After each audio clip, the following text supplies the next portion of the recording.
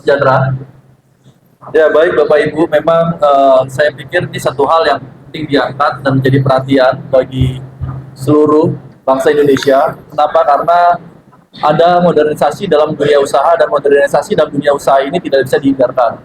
Kenapa? Saya sampaikan demikian karena banyak sekali yang mengalami keterkejutan, yang diantaranya para pelaku usaha, para konsultan hukum bisnis, para akademisi pun mengalami kejutan dengan hadirnya teknologi membuat para pelaku usaha dan para masyarakat pada umumnya mengalami tanda kutip kegoncangan di mana di sana kita temukan banyak sekali terjadi kekosongan hukum. Ya, oleh karenanya kami dari APKBI hadir dengan mengangkat tema transformasi dan sinergilitas. Jadi keberadaan dari konsultan hukum harus mulai berubah, marketplace juga harus berubah, dan para pelaku usaha pun harus bisa melihat peluang ini dengan sangat baik. Oleh karenanya saya mengundang para stakeholder untuk bisa memberikan pandangan, memberikan masukan positif, tidak hanya kepada masyarakat tapi juga kepada pemerintah. Dan oleh karenanya saya ucapkan terima kasih buat rekan-rekan yang bisa hadir dan selanjutnya akan disampaikan oleh Bu Budi Kanita. Baik, terima kasih. Selamat siang semua. Salam informasi yang akurat untuk kita. Saya sebagai anggota Dewan Perwakilan Daerah Republik Indonesia, tapi juga adalah penasehat di PKB ini, menyambut baik hadirnya dan kembalinya semangat baru APKBI dan juga nanti akan dilanjutkan dengan rapat kerja nasional. Nah, kita harapkan dari seminar ini kita bisa menemukan suatu titik terang dari kondisi yang ada. Kita tidak harus saling menyalahkan, tetapi ada baiknya kita sebagai masyarakat dan juga bangsa memulai membuat dulu suatu sistem, membuat aturan, tidak dengan begitu ada kejadian, jadi kita sudah harus mulai tidak selalu melakukan pencegahan gitu ya, terjadinya hal-hal yang kemudian merugikan. Nah, karena apa? Secara realita kita harus menyadari masyarakat kita itu masih padat karya. Nah, disruption teknologi, digitalisasi ini tidak harus kita katakan kita menolak, tetapi harus ada edukasi, harus ada pemberitahuan, sosialisasi, dan adanya regulasi yang melindungi seluruh warga masyarakat sebagai dan memiliki hak atas kesempatan untuk memiliki pekerjaan, kesempatan untuk mendapatkan penghasilan, tetapi juga mendapatkan perlindungan dari hal-hal yang dilakukan. Kiranya dari seminar ini dan dilanjutkan nanti the next step dari APKBI yang kemudian nantinya bisa memberikan manfaat yang lebih langsung secara konsultan hukum, investasi, bisnis, dan juga ini tidak membuat kita membuat suatu penghalangan terhadap masuknya investasi. Semua boleh berinvestasi, luar negeri, dalam negeri, tetapi aturan yang jelas, dan ini juga pengaturan dari sisi pemerintahan, karena itu adanya undang-undang pemerintahan digital ini penting supaya nanti bisa mengatur kebersamaan hubungan daripada masyarakat terhadap pemerintah, pemerintah dengan pemerintah daerah, dan juga pemerintah dengan swasta atau dunia usaha. Ini yang mungkin bisa saya tambahkan, dan semoga nanti acara ini akan berlanjut lagi ke dalam pemahaman, penglihatan yang lebih dalam lagi, dan juga melihat aspek dan itu memikirkan globalisasi yang ada. Terima kasih Pak. Selanjutnya dari pihak Universitas Kristen Indonesia, Ibu Ani Widayati. Finalnya kita kasih Terima kasih.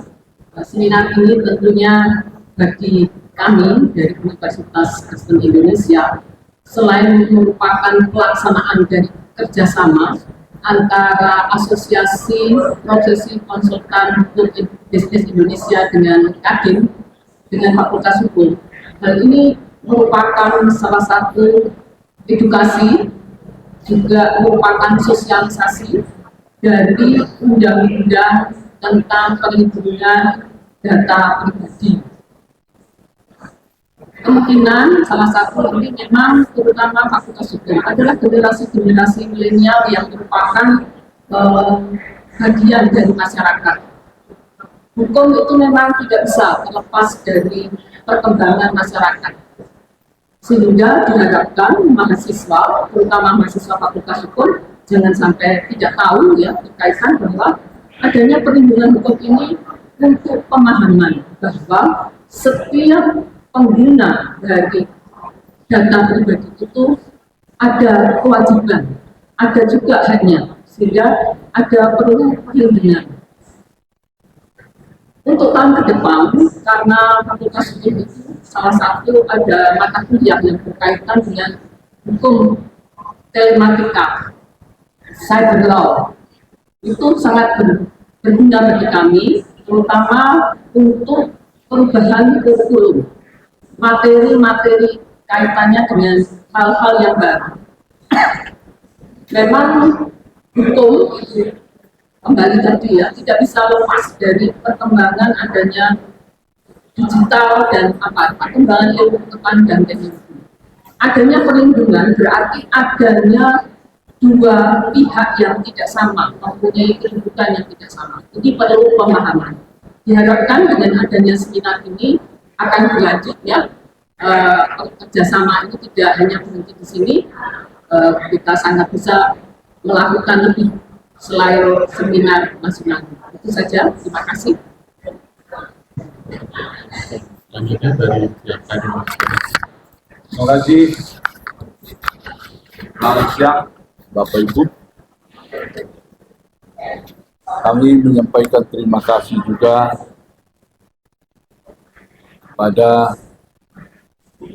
Asosiasi Konsultasi Hukum ini dan juga kepada Universitas Kristen Indonesia dalam hal melakukan program tentang perlindungan hukum kepada data,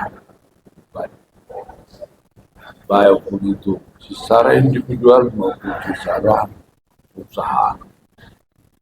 Mudah-mudahan dari hasil ini nanti akan disampaikan, akan dirangkum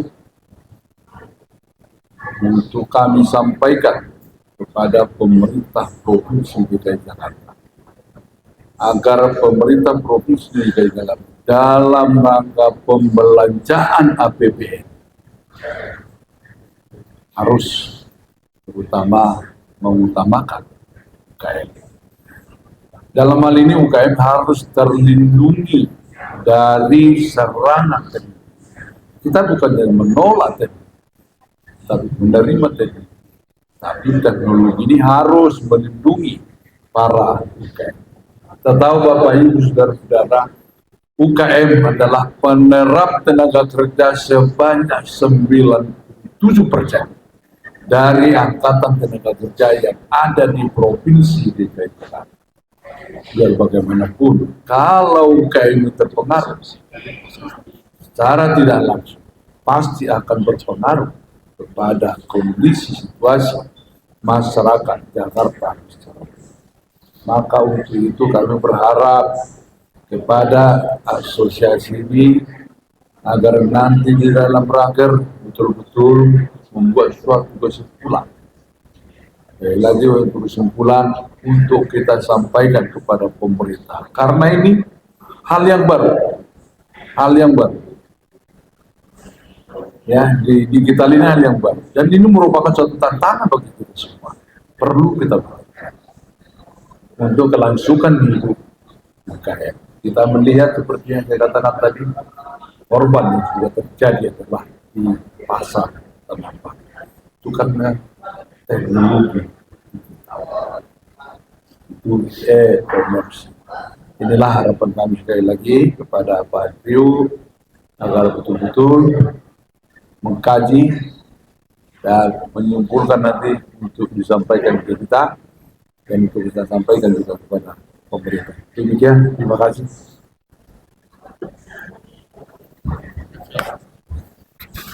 Baik Bapak Ibu, saya berikan satu closing statement bahwa sebagai satu profesi tua, lawyer adalah profesi yang sudah cukup lama berada di Indonesia, kami berpikir bahwa kita harus bisa bertransformasi untuk dapat mengikuti perkembangan zaman, di mana transformasi itu dibutuhkan supaya tidak lagi terjadi yang namanya kekosongan hukum. Akhirnya kita membentuk sinergi antara universitas, APKBI, dan berbagai macam organisasi usaha untuk dapat mendukung modernisasi dunia usaha dalam hal mencapai ekosistem bisnis yang sempurna dan dapat membantu pertumbuhan perekonomian di Indonesia seperti yang telah disampaikan oleh rekan-rekan kita.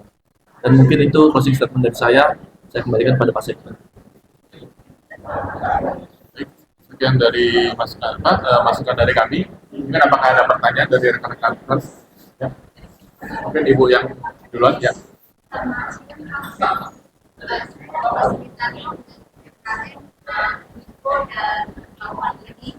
Terkait sama perizinan digital dan varian kita sebagai fasilitas kita yang pembinaan sudah tidak ada pembinaan dan ini untuk shopnya dan beberapa bank juga menginput asosiasi UMKM dengan untuk mohon nanti ke depannya untuk komunikasi UMKM ini ke depan seperti apa, cycle-nya atau perizinannya seperti apa, Mungkin disampaikan ke pihak Kadin, ke DPC. Baik, terima kasih Ibu. Nah, ini menarik Ibu, fasilitator UMKM yang ada dari beberapa bank pemerintah, Bank Mandiri, BNI, Bank Rakyat juga ya. Nah, ini memang bisa kita lihat juga tidak hanya penjualan dalam negeri sebenarnya ya. Kalau kita lihat waktu itu beberapa produk UMKM kita juga menembus pasar internasional ya. Ada di China, ada di Amerika, misal kopi kita gitu ya. Nah, namun ada beberapa yang juga harus diperhatikan nanti Ibu sebagai fasilitator, bahwa dalam pembinaan itu supaya maaf, ini kadang-kadang keripik, kopi, kacang, misal gitu ya, 3K gitu. Nah, ada beberapa hal, misal pengurusan bahwa itu sudah lolos POM. Kemudian juga satu lagi itu masalah pendaftaran registrasi ya. Nah, ini akan membuat ketika pun nanti ada apa shop lah namanya, saya tidak mau meng-highlight sebuah platform gitu ya. Apapun namanya shop itu. Tapi ada aturan yang membuat juga itu tidak terjadi duplikasi. Nah, ketika yang sekarang ada di shop-shop itu, ini kan banyak produk duplikasi. Yang tadinya pemerintah melalui bank pemerintah memberikan anggaran pembinaan, tapi produk yang terjual di situ banyak yang duplikasi yang belum terdaftar. Nah, yang kadang tadi satu yang disebut Ibu tadi, ketika kita pesan dalam beberapa menit tiba, produk itu saya cek bukan dari UMKM yang tadi kita bina. Justru sorry to say, itu banyak produk luar yang belum terdaftar. Sekarang kalau ada satu produk, maaf, Kementerian Perdagangan itu mendata semua produk yang masuk ke Indonesia. Ada listnya dari negara mana dan ada berapa banyaknya. Ternyata yang masuk ke negara kita 2-3 kali lipat dari yang terdaftar. Ini kan merusak pasar. Pasar kita ini kan masih full fight competition. Gampang masuk, gampang keluar, mana yang lebih murah itu yang kita beli. Nah, bagaimana kita melindungi produk-produk UMKM tadi, di mana pemerintah sudah mengalokasikan anggaran untuk pembinaan ini, tapi bukan itu yang terjual banyak. Maaf, saya juga melakukan research di pasar untuk ini. Nah, maksudnya mohon juga UMKM kita, terutama kepada pembinaan nanti dari baik itu dari Kadin juga dari bank juga, UMKM yang kita ini membentuk suatu kelompok sehingga ketika meregistrasi, mendaftarkan produk-produk itu tidak harus satu produk ini. Jadi dia bisa beberapa produk, tapi di bawah suatu mungkin dia bermodel koperasi UMKM atau apapun kumpulannya. Kita akan membuat aturan itu, dan tadi dari Permendak nomor 31 tahun 2023 itu ada beberapa hal juga. Memang 70% sekarang kita ditopang oleh UMKM. Tapi mohon maaf, data NPWP penduduk Indonesia masih 40 juta. Nah, jadi dan para pelaku UMKM ini juga belum ikut dalam BPJ Jam Sostek Mandiri. Jadi kalau ada terjadi sesuatu, cover terhadap pelaku ini, pelaku usaha ini tadi masih sangat minim. Ini yang harus sebenarnya nanti PKHBI juga akan mensosialisasikan pentingnya kita mempunyai jaminan sosial. Terima kasih, Pak. Terima kasih. Pertanyaannya tadi kami Kadin selama proses 3 tahun telah melakukan pembinaan terhadap UKM sebanyak kurang lebih 15.000. Tujuannya sebenarnya agar UKM bisa berkompetisi tidak hanya di kaki 5, tapi berkompetisi di internasional. Maka untuk dapat kami melakukan pembinaan, kami tidak bisa copot satu copot sini dari, mohon maaf, di kaki 5, tidak. Tapi masuklah ke asosiasinya, kan ada asosiasi UKM, agar kami lebih mudah melakukan pembinaan terhadap UKM. Baik, apa keluhannya? Apakah dari segi permodalan, dari segi kualitas UKM-nya, supaya kami bisa lakukan pembinaan. Kalau nanti ada dari segi permodalan, mungkin ibu dari DPD ada yang disebut kur kredit untuk raja. Nah, kami juga kalau kurnya ini kami tidak bisa menjamin kalau kami tidak mengenal. Kami harus kenal dulu, baru kami bicara branding, karena kur ini kan pasti kaitannya kepada bank. Bank nggak mau uangnya hilang. Kalau kur itu kan 20 juta. Kalau hilang, kalau ini tidak bisa bertanggung jawab, siapa yang bertanggung jawab terhadap uang ini? Kami juga harus melibatkan instansi-instansi pemerintah terdepan untuk mengontrol, mengawasi para usaha UKM di masyarakat. Tentunya supaya UKM ini bisa kami dorong untuk kita ke luar negeri. Karena kami juga seluruh negara-negara selalu ada meminta kepada Kadin perusahaan-perusahaan yang dapat dikerjasamakan dengan kami. Seperti terakhir akhir-akhir ini Finlandia minta, Rusia juga demikian. Iya, banyak negara-negara itu. Contoh, salah satu contoh Rusia telah ada 5 jenis makanan yang kita ekspor ke sana. Itu semuanya UKM, bukan kita, bukan Kadin yang mendapatkan itu. UKM-nya kami hanya memfasilitasi agar lebih murah. Kalau ibu langsung mungkin agak sulit karena tidak mengenal medan, tapi karena Kadin sudah ada kerjasama dengan mereka untuk saling menguntungkan setiap kita. Kira-kira demikian, Bu, ya. Terima kasih atas tanggapannya. Mungkin satu pertanyaan terakhir dari yang itu. Bapak ya, salam. Ya. PKHBI.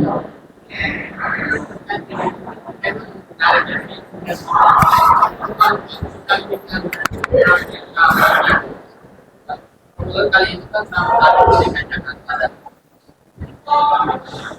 tidak melakukan menjangkau provinsi atau daerah lain untuk memperkuat generasi. Baik, terima kasih.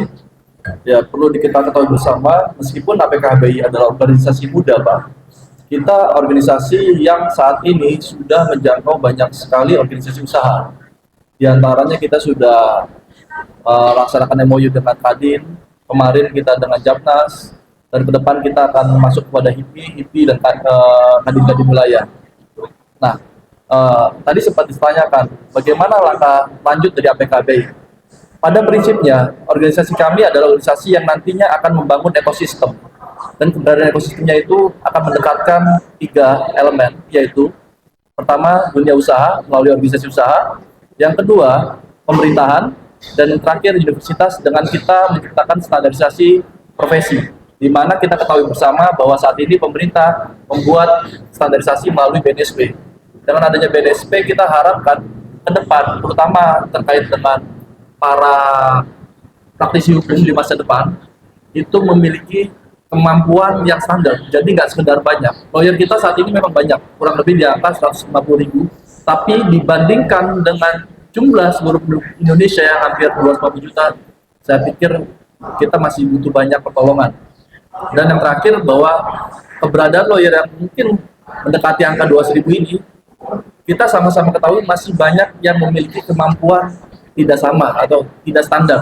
Dan inilah kita hadir untuk bisa membantu dengan menggandeng universitas-universitas agar mereka dapat kita standarisasi dengan pemberian pemahaman yang nantinya sifatnya kontinus. Mungkin demikian, Pak.